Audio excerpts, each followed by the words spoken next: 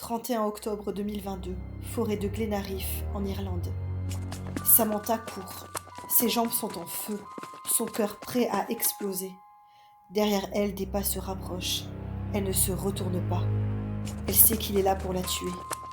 Ce qui la terrifie encore plus, ce sont les silences entre ses pas, comme s'il s'arrêtait pour l'observer. Samantha Doyle sera assassinée quelques minutes plus tard. Mais qui, dans cette forêt, voulait sa mort ?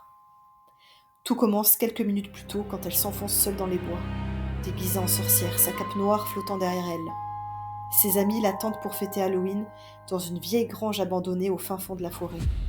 Ethan, son petit ami, doit l'accompagner, mais il l'a prévenu à la dernière minute. Il est malade. Tranquillement, Samantha avance seule sur le chemin terré. Le bruit sec de ses bottes sur les feuilles mortes résonne étrangement. Le vent se lève, les arbres grincent, un frisson la traverse. Elle sent que quelqu'un la suit.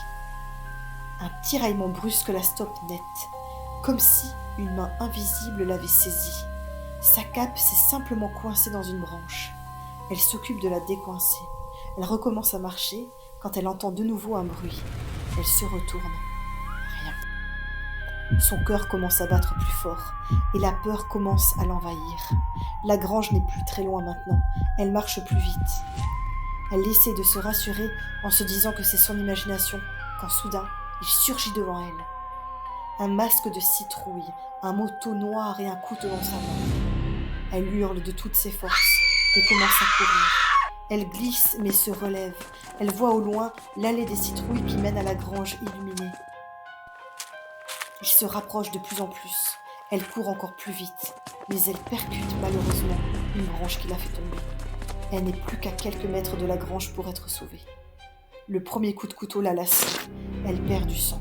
Chaque seconde compte. Elle hurle encore, espérant que l'un de ses copains l'entende malgré la musique. Seule la lanterne à ce moment-là, sculptée d'un visage hideux, brille dans la nuit. Elle se dit qu'elle n'aurait jamais dû se moquer de l'histoire de Jack la lanterne avec ses amis il y a quelques jours. Samantha s'accroche pour survivre. Elle perd de plus en plus de sang. Elle rassemble ses forces pour se rapprocher. Le second coup la met à terre.